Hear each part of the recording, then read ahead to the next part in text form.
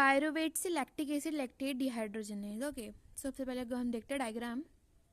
Glucose से बनना है ग्लिसरॉल्डिहाइड 3 फॉस्फेट, ग्लिसरॉल्डिहाइड 3 फॉस्फेट से 3 फॉस्फोग्लिसरिक एसिड यानी NAD+ NADH plus H+, 3 phosphoglyceric acid से क्या बनना है फोस्फोइनॉल पायरुविक एसिड। ये ग्लूकोज से ग्लिसरॉल्डिहाइड 3 फॉस्फेट, ग्लिसरॉल्डिहाइड 3 फॉस्फेट से 3 फॉस्फोग्लिसरिक एसिड, 3 फॉस्फोग्लिसरिक एसिड से phosphoenol pyruvic acid, then pyruvic acid से लैक्टिक एसिड रीऑक्सीडाइज होता है NADH H+, किसमें NAD+ में। पायरुविक एसिड से इथेनॉल प्लस CO2 बनता है अल्कोहलिक फर्मेंटेशन से। पायरुविक एसिड से लैक्टिक एसिड बनता है लैक्टिक। अभी हम पढ़ते हैं इधर। In both lactic acid and alcohol fermentation, not much energy is released. Less than 7% of the energy in glucose is released, and not all of it is trapped as high energy bonds of ATP. Also, जो processes होती हैं वो hazardous होती हैं.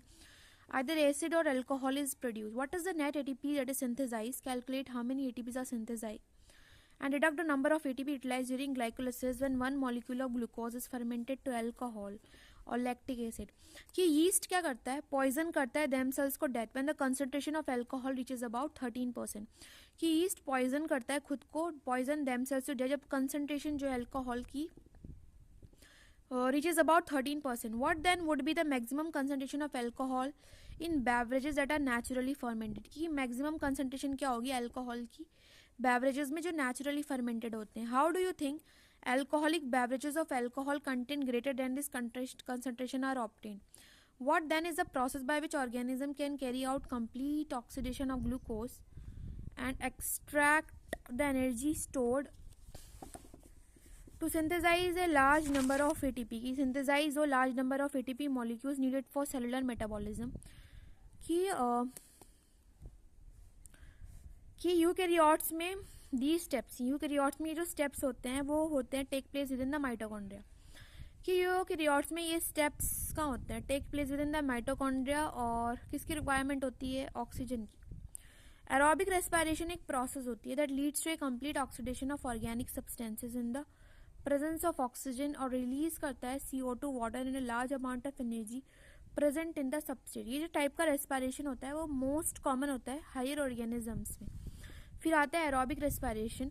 For aerobic respiration to take place within the mitochondria the final product of glycolysis, की जो final product है glycolysis का, पायरुवेट ट्रांसपोर्ट होता है from the cytoplasm into the mitochondria. The crucial events in aerobic respiration are, कि crucial events क्या होते हैं एरोबिक रेस्पिरेशन में, complete oxidation of pyruvate by the stepwise removal of all the hydrogen atom leaving 3 molecules of CO2, the passing on of the electrons removed as part of hydrogen atoms to molecular oxygen with simultaneous synthesis of ATP. What is interesting to note, कि क्या interesting देखना, कि जो first process है वो होती है, what is interesting to note is that the first process take place in the matrix of the mitochondria while the second process is located on the inner membrane of the mitochondria। कि जो pyruvate है जो formed होता है by the glycolytic catabolism of carbohydrate in the cytosol after it enters mitochondrial matrix undergo करता है oxidative decarboxylation by a complex sets of reaction catalyzed by pyruvic dehydrogenase।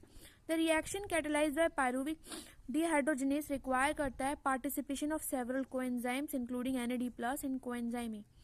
Pyruvic acid plus coenzyme A plus NAD plus magnesium pyruvate dehydrogenase की presence में क्या बनेगा, acetyl coenzyme A plus CO2 plus NADH plus H+। During this process, इस process के दौरान 2 molecules of NADH produce होते हैं from the metabolism of 2 molecules of pyruvic acid produce from 1 glucose molecule during glycolysis. कि इस process के दौरान 2 molecules NADH के प्रोड्यूस होते हैं from the metabolism of 2 molecules of pyruvic acid produce from 1 glucose molecule during glycolysis. अब सब शुरू से पढ़ते हैं और फिर अच्छे से समझते हैं कि एरोबिक रेस्पिरेशन के लिए to take place in the mitochondria जो फाइनल प्रोडक्ट है ग्लाइकोलिसिस का पायरुवेट, वो ट्रांसपोर्ट होता है from the cytoplasm into the mitochondria. जो क्रूशियल इवेंट्स है एरोबिक रेस्पिरेशन में क्या होता है, जो कंप्लीट ऑक्सीडेशन है पायरुवेट का by the step by removal of all the hydrogen atoms leaving 3 molecules of CO2, जो passing on of the electron remove as a part of the hydrogen atoms to the molecular oxygen with simultaneous synthesis of ATP। What is interesting to note, क्या interesting है note करना, कि जो first process है वो होती है take place in the matrix of the mitochondria और जो सेकेंड प्रोसेस है वो located on the inner membrane of the mitochondria. Pyruvate जो फॉर्म होता है by the glycolytic catabolism of carbohydrate in the cytosol after it enters mitochondrial matrix undergoes oxidative decarboxylation by a complex sets of reaction catalyzed by pyruvic dehydrogenase।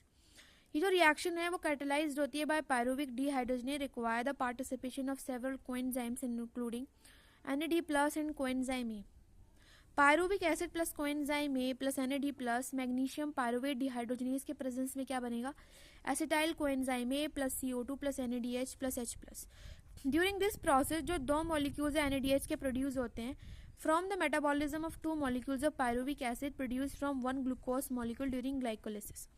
जो acetyl coenzyme है वो enter करता है cyclic pathway जिसको बोलते हैं हम tricarboxylic acid cycle, जो more commonly called as Krebs cycle after the scientist Hans Krebs who first elucidated it. फिर आता है ट्राइकार्बोक्सिलिक एसिड साइकिल जिसको बोलते हैं हम TCA साइकिल।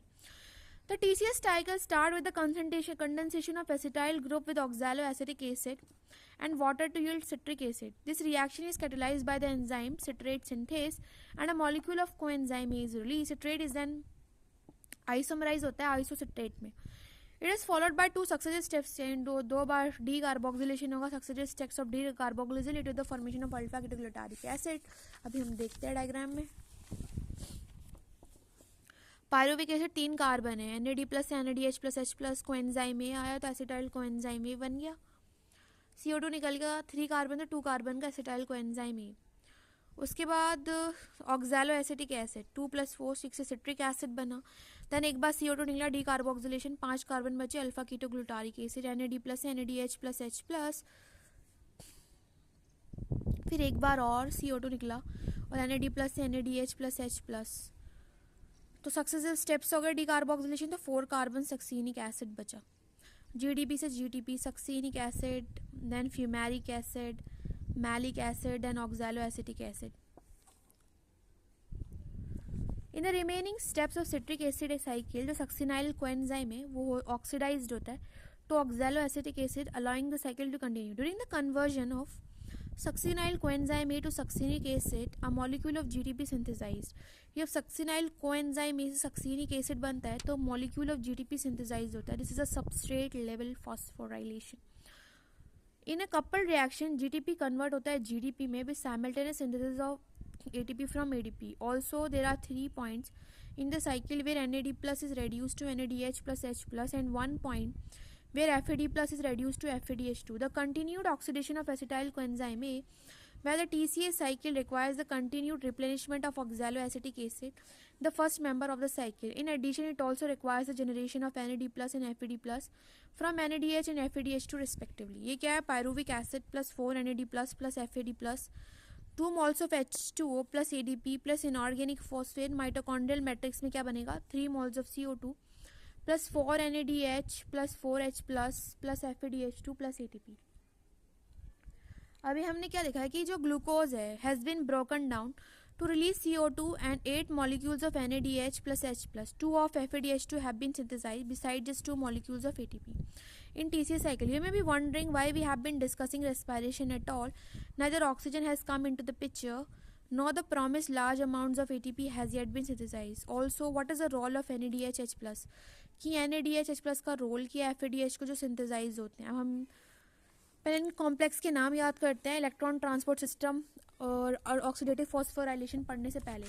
कॉम्प्लेक्स 1 को हम क्या बोलते हैं? NADH dehydrogenase. कॉम्प्लेक्स 2 को सक्सीनेट डिहाइड्रोजिनेस। कॉम्प्लेक्स 3 को साइटोक्रोम BC1 कॉम्प्लेक्स। कॉम्प्लेक्स 4 को cytochrome C oxidase and complex 5 को ATP सिंथेज। कॉम्प्लेक्स 1 को क्या बोलते हैं? NADH dehydrogenase. कॉम्प्लेक्स 2 को सक्सीनेट डिहाइड्रोजिनेस। कॉम्प्लेक्स 3 को साइटोक्रोम BC1 कॉम्प्लेक्स। कॉम्प्लेक्स 4 को साइटोक्रोम C ऑक्सीडेज और कॉम्प्लेक्स 5 को ATP synthase. Electron transport system ETS and oxidative phosphorylation. The following steps in the respiratory process are to release and utilize the energy stored in NADH plus H plus and FADH2. This is complete when they are oxidized through the electron transport system and the electrons are passed on to oxygen resulting in the formation of H2. जो metabolic pathway होता है through which the electron passes from one carrier to another उसको क्या बोलते हैं हम? Electron transport system.